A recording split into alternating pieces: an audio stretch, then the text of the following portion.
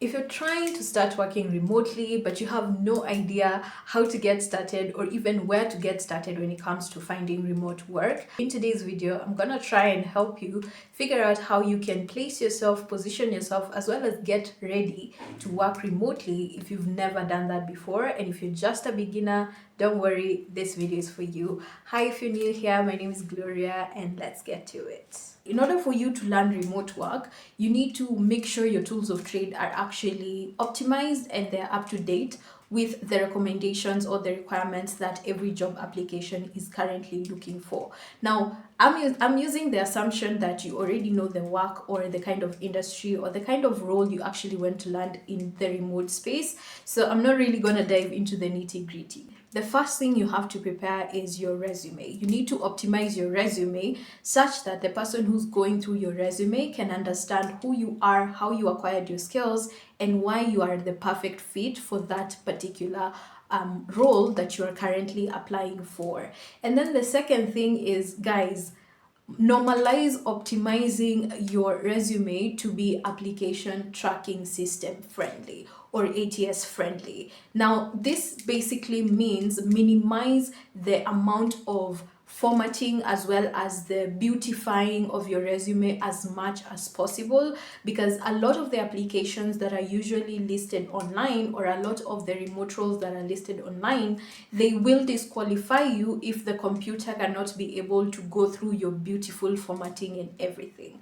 You need to ensure that the formatting is simple, and that means your information should be using the arrangement style of top to bottom, because that is how computers read. The final tip here for your resume optimization, I will tell you to use simple language. Guys, you do not need to use the most complicated words in the world to describe every experience you've actually gotten.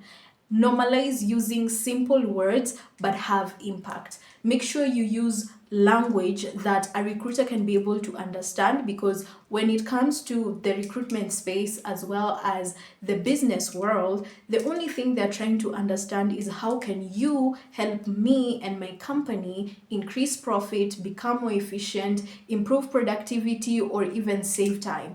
And if you cannot communicate that with the simplest language possible, then you are going to be disqualified. Then the second thing that you'll have to do is to optimize your portfolio or build your portfolio.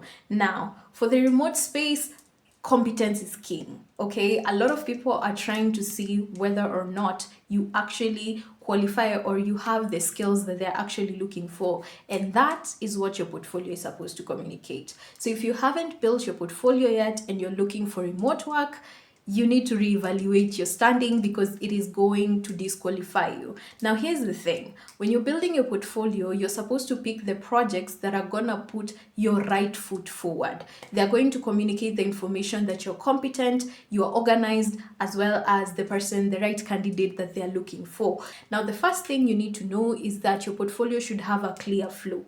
It should be easy for someone to go through it. Therefore, you need to section it in such a way that when a recruiter is going through your portfolio, they can be able to understand this is the introduction section, this is your experience section, as well as this is the project sections and where your call to action is. Because of course, you need to have a call to action just in case the recruiter might want to contact you after going through your portfolio. And the second thing is that you need to pay attention to your project arrangement. If you are disorganized in the way you arrange your projects as well as the way you package it to be able to showcase it on your portfolio, then it's also a disqualifying factor, because a lot of the people who are looking at your portfolio, they're also trying to derive from what you've presented to them whether or not you are an organized person. Make sure you lean into what you really, really love. Like for me, for example, I'm a minimalist. So a lot of the portfolios that I used to have back in the day, even the one I'm currently building right now, also,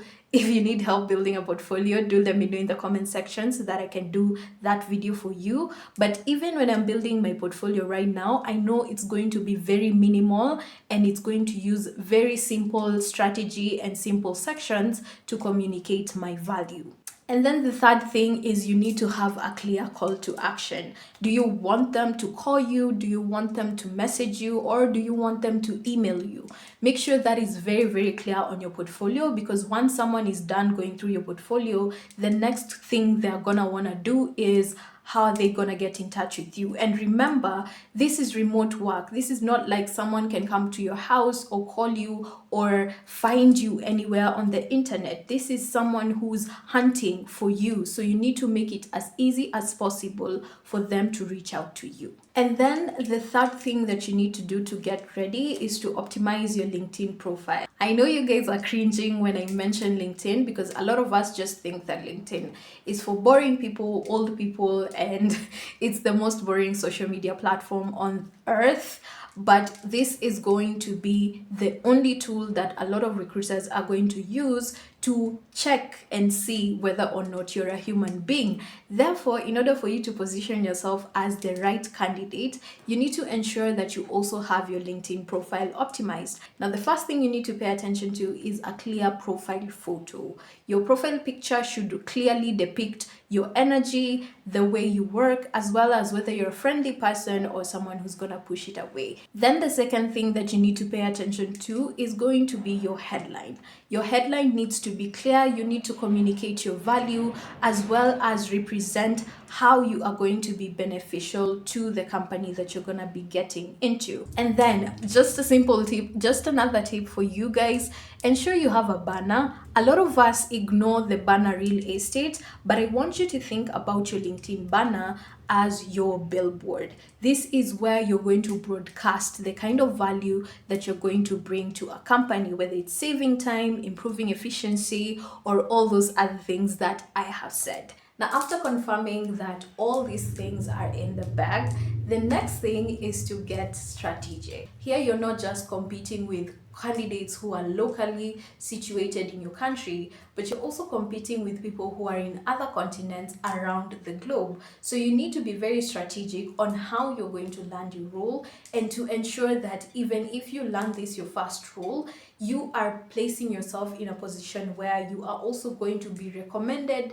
and referred to other roles that may arise once the current role that you're currently working in, or the role that you get remotely, is no longer serving you. The first strategy that I am going to give you is network with as many recruiters as you possibly can.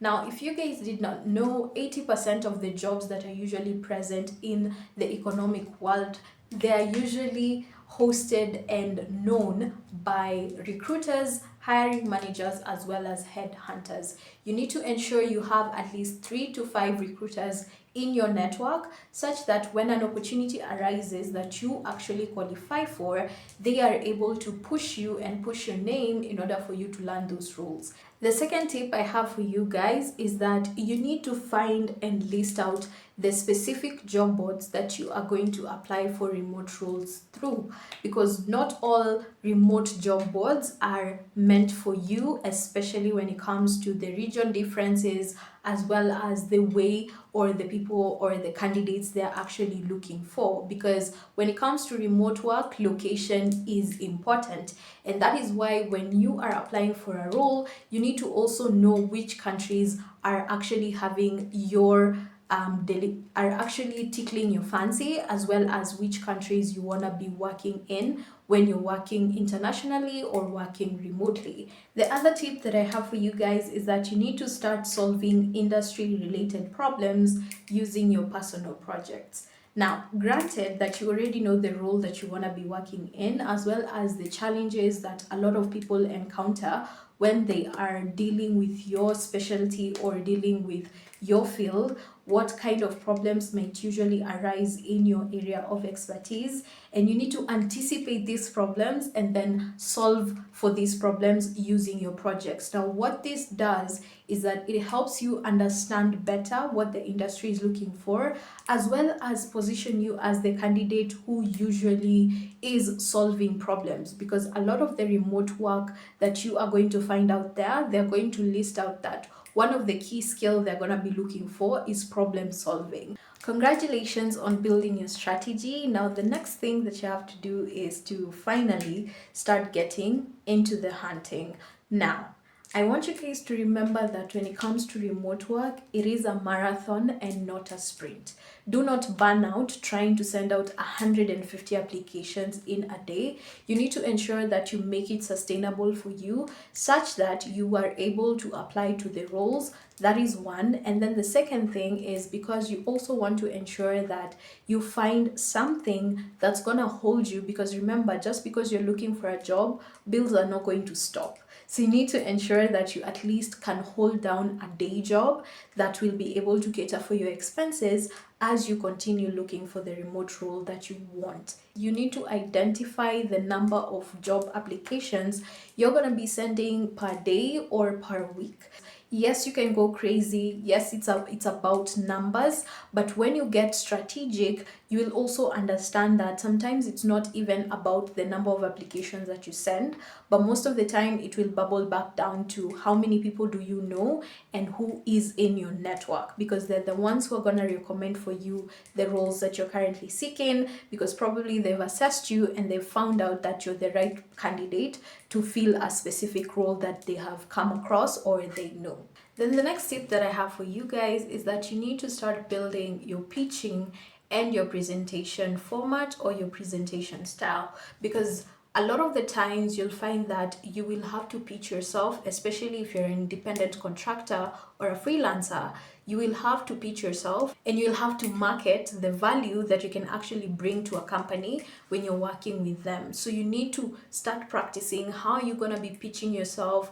What is your elevator pitch going to look like? How are you going to present your value, and how are you going to package it in a way that when you're communicating your value, they actually know what you can bring to the table and they're not hesitant when it comes to what you're asking in return for you to give the value that you're going to give. And the next tip that I have for you guys is that you need to start tracking your applications so that it makes it easy for you to know which companies you're going to follow up with, especially if these are the companies that you really want to work for in the future. Because remember, in the remote space, just because you got rejected once, it doesn't mean you're going to be rejected all the time. So once you reach the minimum requirements that this company actually requires in your role, you are more than capable to reapply and meet the demands that they're looking for in their candidate. Now, in order for you to do this, you need to ensure that you get feedback from the people who disqualified you in the first place. That is it from me for this video. I hope you found the tips that I've shared in this video to be practically helpful.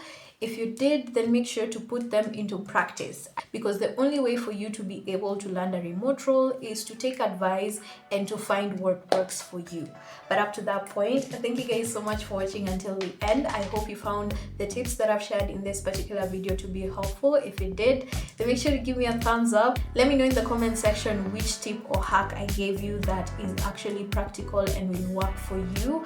But up to that point, thank you so much for watching until the end. And if you need me to do a video on a specific topic or a specific thing, also feel free to let me know in the comment section. But that is it. Thank you so much for watching until the end, and I am going to see you in the next one.